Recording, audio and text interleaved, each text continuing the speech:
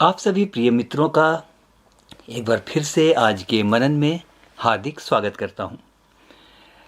मित्र, कल हमने देखा था कि जीवन में सुखी यदि रहना है तो उसके मुख्य 3 तरीके कौन-कौन से हैं। आज उसी क्रम में मैं आपके साथ 3 और ऐसी बातें शेयर करूंगा जो जीवन को आनंदित और सुखमय बनाती हैं।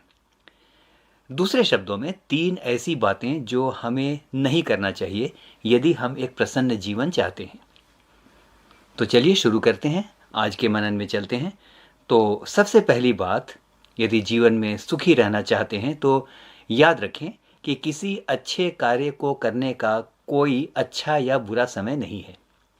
रिपीट करूं, किसी भी अच्छे कार्य को करने का कोई अच्छा या बुरा समय नहीं है। ये बात याद रखनी चाहिए। सच तो ये है कि जिस समय आप अच्छा काम करेंगे, वह समय भी अच्छा हो जाएगा। अक्सर लोग किसी काम को शुरू करने से पहले यही सोचते रहते हैं कि ये समय ठीक है या नहीं है। पता नहीं अभी ये काम करना कितना ठीक रहेगा। अक्सर लोग शक के अंदर पड़ जाते हैं, संदेह में पड़ जाते हैं कि पता नहीं ये काम अभी करें या ना करें।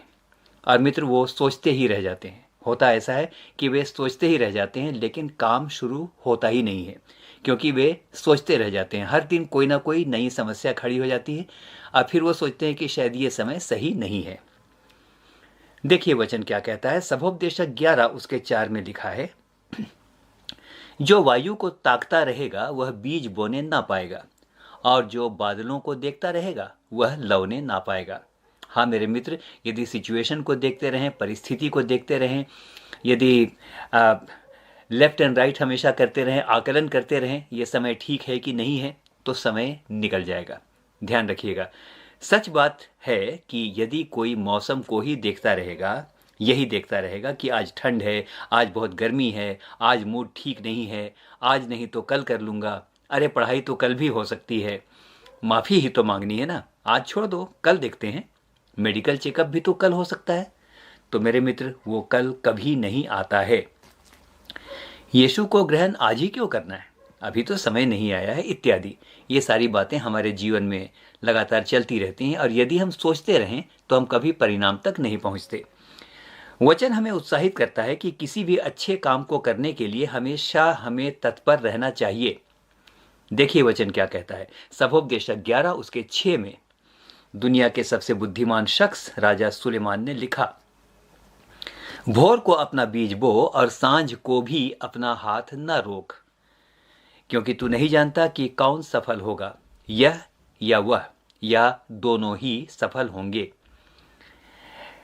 मित्र, यहां एक सवाल उठता है कि सुलेमान ने यह क्यों कहा कि सुबह भी बीज बो और शाम को भी हाथ मत रोक, यानी all the time we have to work.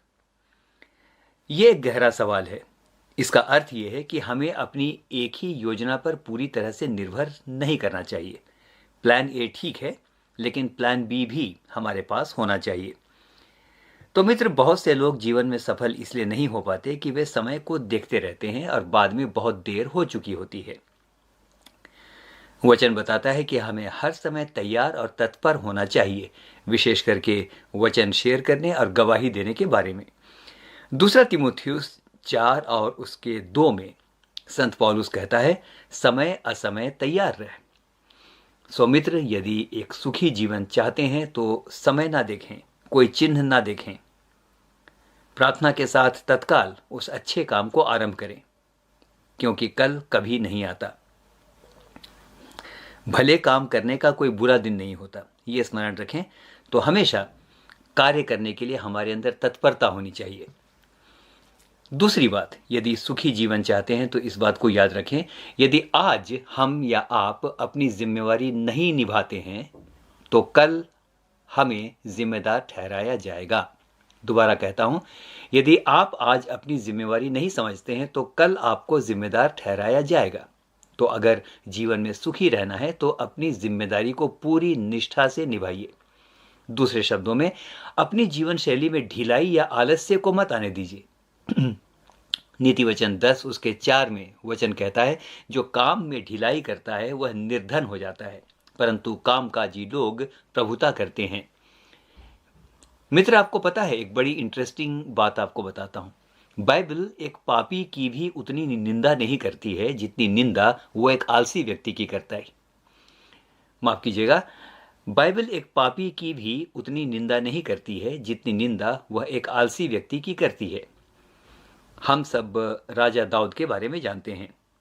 जीवन में मात्र एक बार वो अपनी जिम्मेदारी से चूक गया, लेकिन यही एक बार चूकने के कारण उसे परमेश्वर ने जिम्मेदार ठहराया। दूसरा शमूएल 11 उसके 1 में वचन कहता है, जिस समय राजा लोग युद्ध को निकला करते हैं, दाऊद ने अपनी सेना को भेजा, परंतु वो स्वयं यरूशलेम में रह गया। मित्र, युद्ध के समय में राजा की यह जिम्मेदारी होती थी कि वह सेना के साथ रहे, उसका मनोबल बढ़ाए, अपनी सेना की अगुवाई करे। लेकिन वचन बताता है कि दाऊद ने अपनी जिम्मेदारी पूरी नहीं की। उसे युद्ध के मैदान में होना चाहिए था, लेकिन वो अपने महल में ही रुक गया। मित्र, उस समय बहुत समस्या होती है जब हम वहां होते हैं जहां हमें नहीं होना चाहिए, और वहां नहीं होते जहां हमें होना चाहिए। तो मित्र, दाऊद अपने महल में ही रुक गया और इसके कारण वो पाप में गिरा, और वो भी 2 बड़े बड़े पाप, व्यभिचार और हत्या। आइए मित्र, देखते हैं कि परमेश्वर ने उसे जिम्मेदार ठहराकर किस प्रकार से, ऑलमोस्ट इस समय कहूंगा, किस प्रकार से दंडित किया। पहला इतिहास 28 उसके 3 में दाऊद ने स्वयं कहा, परमेश्वर ने मुझसे कहा, तू मेरे नाम का भवन नहीं बनाने पाएगा, क्योंकि तू युद्ध करने वाला है और तूने लहू बहाया है। मित्र, लहू बहाया है और युद्ध करने वाला है, ये क्या बात हुई? राजा होने के नाते उसे युद्ध में लहू तो बहाना ही था। फिर परमेश्वर ने क्यों कहा कि तू लहू बहाने वाला है? कारण साफ है मेरे मित्र। यदि आपने वचन पढ़ा है तो उसने बतशेबा के पति हित्ती उरिय्याह की हत्या करवाई थी, और बतशेबा को वो अपने पास रखना चाहता था। तो उसने बतशेबा के पति हित्ती उरिय्याह की हत्या करवाई थी, जो निर्दोष था। उसने एक निर्दोष का लहू बहाया था। तो मित्र, आज यदि अपनी जिम्मेदारी पूरा नहीं करेंगे तो आने वाला कल हमें जिम्मेदार ठहराएगा। याद करता हूं, जब मैं छोटा था तो मेरी माँ फूलमणि होरो मुझे एक कहानी सुनाया करती थी, जिसका बहुत गहरा असर मुझ पर पड़ा। माँ से करीब करीब ये कहानी मैंने 9-10 बार तो सुनी होगी, समय समय के अंतराल पर। कहानी कुछ इस प्रकार से थी। शायद इस कहानी को आप भी जानते हैं। यदि जानते हैं तो बहुत अच्छी बात है, लेकिन पुरानी कहानी है, आपको अच्छा लगेगा। कहानी कुछ इस प्रकार से थी। एक लड़का था। जब वो छोटा ही था तो उसे चोरी करने की आदत पड़ गई। उसके पिता नहीं थे। वो अक्सर छोटी मोटी चीजें जब चोरी करके घर लाता था तो उसकी माता बहुत खुश होती थी। उसने कभी बच्चे को नहीं टोका। धीरे धीरे समय बदला, वो एक शातिर चोर बन गया। और एक बार की बात है, वो कहीं चोरी करने गया था। उसे घर के मालिक ने देख लिया और वो शोर मचाने लगा। उसे चुप कराने के लिए उस चोर ने या उस लड़के ने उसकी हत्या कर दी।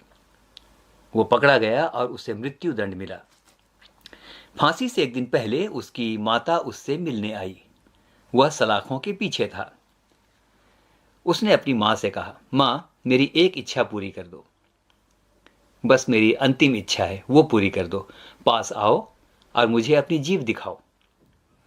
मां उसके पास आई, और क्योंकि बेटे की अंतिम इच्छा थी, मां उसके पास आई और सलाखों की इस ओर से उसने बेटे को अपनी जीभ दिखाई। मित्र, जैसे ही मां ने अपनी जीभ दिखाई, बेटे ने उसकी जीभ को काट दिया। माता लहूलुहान हो गई। जेल के लोग भागे हुए आए और पूछा कि उसने ऐसा क्यों किया। उसने कहा, यदि यह मेरे बचपन से ही मुझे सही शिक्षा देती, सही बात कहती अपनी जुबान से, तो आज ये नौबत नहीं आती। उस जीव का क्या फायदा जिसने किसी को मौत के मुंह में ढकेल दिया हो। तो मित्र, जिम्मेदारी यदि न ली जाए तो जिम्मेदारी वापस आती है। जीवन में सुखी रहना चाहते हैं तो जब जिम्मेदारी लेने का वक्त है, जिम्मेदारी से मुंह ना मोड़ें। यदि मोड़ेंगे तो वो लौट करके आएगी, और बहुत ही कुरूप रूप में वो आएगी। नीति वचन 19 और उसके 18 में वचन इस प्रकार से कहता है, जिम्मेदारी की बात है, जब तक आशा है अपने पुत्र की ताड़ना कर, जानबूझकर उसे मार ना डाल। यह हमारा उत्तरदायित्व है। तीसरी और अंतिम बात मित्र, यदि सुखी रहना चाहते हैं तो एक काम कीजिए, बहुत बड़ी बड़ी महत्वाकांक्षा मत रखिए। जितने बड़े बड़े अरमान होंगे, पूरे नहीं होने पर चोट उतनी ही लगेगी। ऐसे लोग जो बहुत बड़ी बड़ी उम्मीदें लगाकर बैठते हैं, पूरी ना होने पर क्या होता है मित्र कि भावनात्मक संतुलन खो बैठते हैं और प्रभु को ही कोसने लगते हैं। उतावली में बहुत कुछ ऐसा कह देते हैं जो परमेश्वर पसंद नहीं करता है, और उनके मुंह के बोल शाप के रूप में उन्हीं के ऊपर आ पड़ते हैं। तो मित्र, मैं ये नहीं कहता कि बड़े बड़े सपने ना देखें, बड़ी योजनाएं ना बनाएं और ऊंचा ना सोचें। सोचिए, प्रसिद्ध प्रचारक विलियम कैरी ने कहा था, expect great things from great God and attempt great things for great God. जरूर ऊंचा सोचिए, जरूर ऊंचे सपने देखिए, महत्वाकांक्षाएं रखिए, मेहनत कीजिए, लेकिन सिर्फ मैं इतना कहना चाहता हूं कि अपने अरमानों या योजनाओं को अपनी सारी खुशी का कारण मत बनाइए। सारी खुशी, इन एंटायर हैप्पीनेस है ना, उसका कारण मत बनाइए। सुनिए, हमारी खुशी और सुख का केंद्र क्या होना चाहिए? मैंने शुरू में कहा, अपने बड़े बड़े अरमानों या योजनाओं को अपनी खुशी का कारण या केंद्र मत बनाइए कि यदि वो पूरा ना हो तो हमारे जीवन का संतुलन गड़बड़ा जाए। सुनिए कि हमारी खुशी और सुख का केंद्र क्या होना चाहिए। भजन संहिता 37 उसके 4 में वचन इस प्रकार से कहता है, यहोवा को अपने सुख का मूल जान और वह तेरे मनोरथों को पूरा करेगा। मित्र, हमारे सुख का मूल हमेशा हमारा प्रभु हो। मनुष्यों से बड़ी बड़ी उम्मीदें लगाना दुखदाई हो सकता है। स्मरण रखिए, जिससे उम्मीद लगाए बैठे हैं वो भी तो इंसान है। बस एक काम कीजिए, सिर्फ एक काम हमें करना है, प्रभु से स्थिर प्रेम रखिए। स्टेबल लव, स्थिर प्रेम रखिए, क्योंकि रोमियो 8:28 के अनुसार जो लोग परमेश्वर से प्रेम करते हैं उनके लिए सारी बातें मिलकर भलाई ही को उत्पन्न करती हैं। तो जीवन में हमेशा हम एक बात कहें, ये बात मुझे बड़ी अच्छी लगती है, इस बात को हमेशा कहें, तेरी इच्छा जैसे स्वर्ग में पूरी होती है वैसी ही इस पृथ्वी पर भी और सबसे बढ़कर मेरे जीवन में भी पूरी हो। तो मित्र, आज हमने सीखा कि सबसे पहली बात, किसी अच्छे काम को करने का कोई बुरा या अच्छा समय नहीं होता। हमेशा अच्छे काम करने के लिए तत्पर रहिए, समय असमय तैयार रहिए, सुखी रहेंगे। दूसरी बात, जिम्मेदारी नहीं लेंगे तो एक दिन जिम्मेदार ठहराए जाएंगे। इसलिए यदि सुखी रहना चाहते हैं तो जिम्मेदारी से ना भागें, उसे उठाएं। और तीसरी और अंतिम बात, संतोष के साथ जीवन बिताइए। बड़ी बड़ी महत्वाकांक्षाएं रखिए, लेकिन वही आपकी सारी खुशी का कारण ना हो। हमारे सुख का मूल हमारा परमेश्वर हो। मित्र, ये बातें अपने ज़हन में रखेंगे तो हमेशा सुखी रहेंगे। हम में से हर एक को परमेश्वर बहुतायत के साथ आशीष दे। आमीन और फिर से आमीन।